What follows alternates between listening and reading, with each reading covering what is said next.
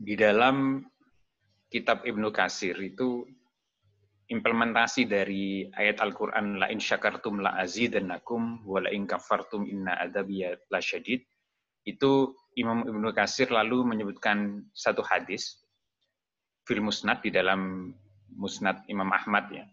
Anna Rasulullah sallallahu alaihi wasallam marra bihi sa'ilun fa'atahu tamratan fatasahhataha wa lam yakbilha. Sesungguhnya Rasulullah sallallahu alaihi wasallam telah memberi kepada peminta-minta sebutir kurma.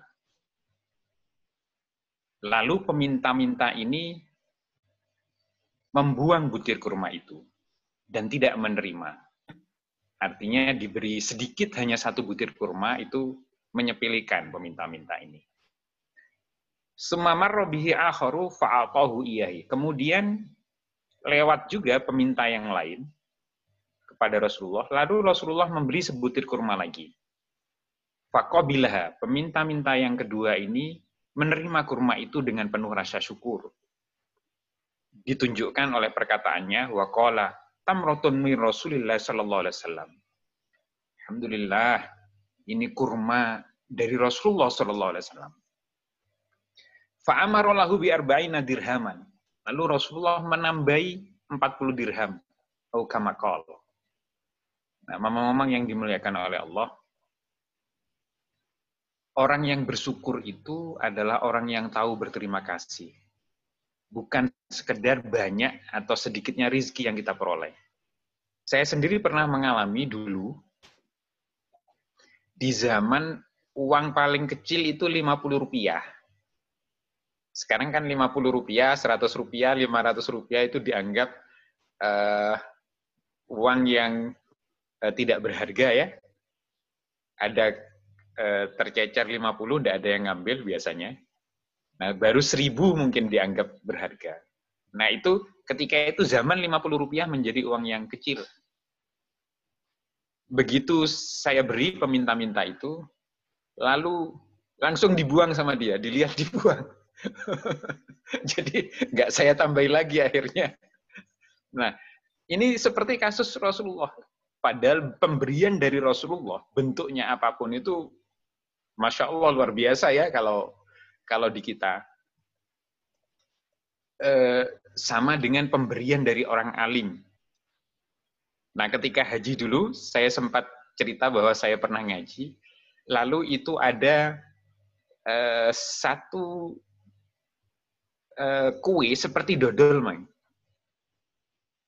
Itu ada satu, diambil sama orang alim itu.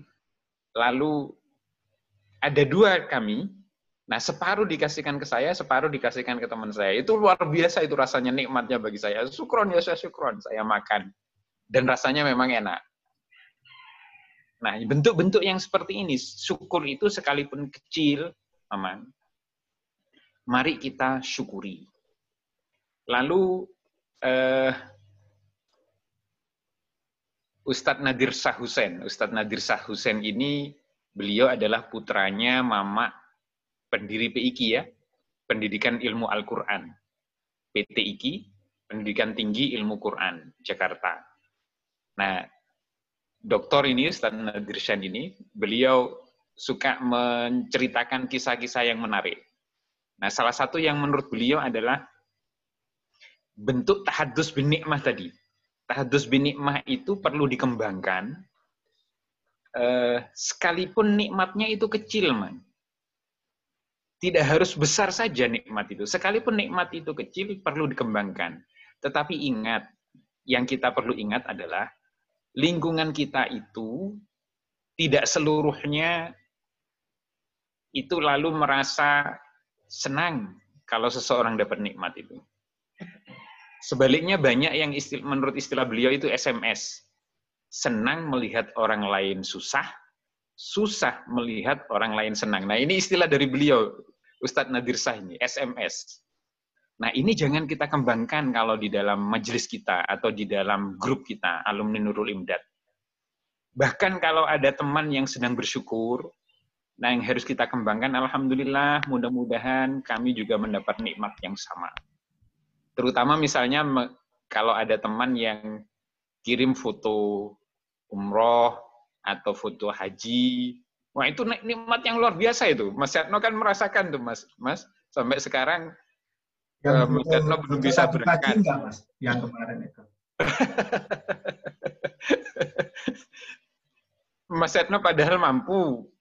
Belum berangkat tuh, Mang Usman, Mang Aceh, yang kategori rezekinya itu lebih besar Mas Yatno kalau saya lihat. Itu beliau-beliau malah lebih berangkat duluan. Itu artinya bahwa rezeki itu, nikmat itu luar biasa. Dan patut kita syukuri.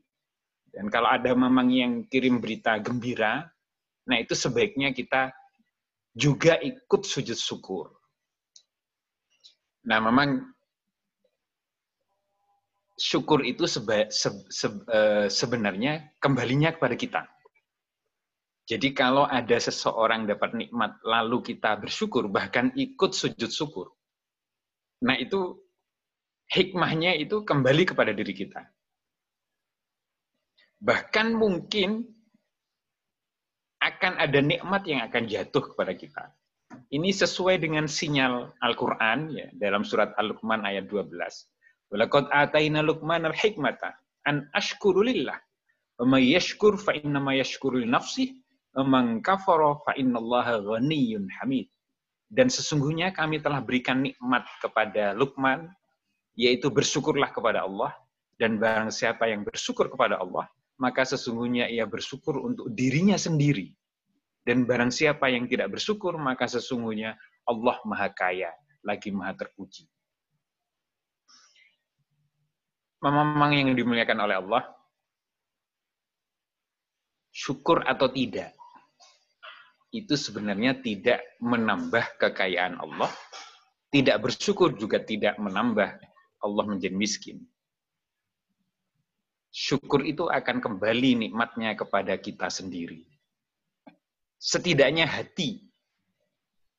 Kalau memang melihat orang lain kemudian merasa yang timbul orang lain bersyukur, yang timbul di dalam hati diri mamang adalah rasa diri iri, dengki, hasut, dan lalu menuduh mamang itu takabur, sombong, ujub, itu hati-hati. Penyakit sombong, ujub, iri, dan dengki itu sesungguhnya sedang ada di diri mamang sendiri. Bukan ada di diri orang yang sedang tahaddus bin nikmah. Anggaplah sahabat-sahabat kita, mamang-mamang yang kirim berita gembira itu adalah tahaddus bin nikmah. Sedang mensyukuri, memberitakan nikmat Allah. Sekalipun nikmat Allah itu sedikit.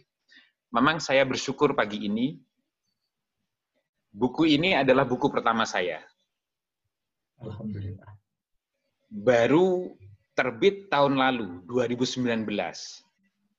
Dan ketika saya datang dari Bogor tahun 2000 menjadi pegawai negeri, menjadi dosen, buku ini draftnya sudah saya bikin. Tapi bayangkan, 19 tahun kemudian baru diperkenankan oleh Allah dicetak. Jadi alhamdulillah saya bersyukur sekali. Dan hikmah corona,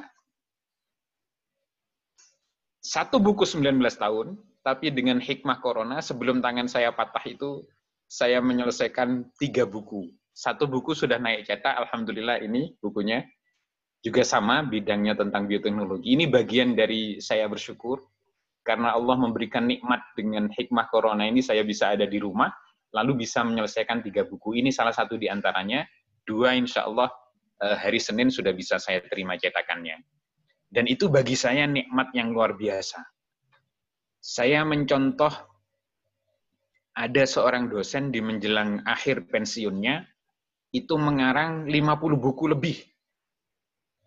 Itu dosen pangan, teknologi pangan. Orangnya Kristen, tapi beliau dulu menjadi ahli pangannya IPB. Nah, sempat kami training, pelatihan waktu itu, training ISO 9001, training sistem manajemen kepada beliau.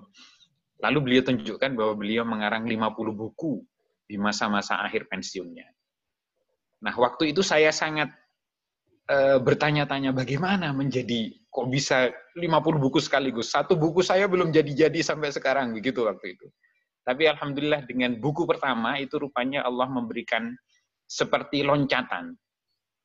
Dari buku pertama itulah lalu lahir karya-karya berikutnya. yang ini bisa alhamdulillah 3 sekaligus di masa 2 bulan, 3 bulan pandemi berjalan waktu itu. Ini bagian dari rasa bersyukur saya. Mudah-mudahan Mamang juga ikut bersyukur. Dan yang guru terutama kemudian bisa berkarya. Mang Mumu, Mang Hasan, saya tunggu juga karyanya. Mudah-mudahan ada karya yang bisa ditulis karena tinggalan kita sebagai guru, sebagai ustadz, itu adalah karya tulisnya. Terima kasih, Mas Yatno. Itu tambahan dari saya. Mas Yatno juga perlu menulis pengalaman hidupnya sebagai maestro itu agar bisa jadi tinggalan hidupnya.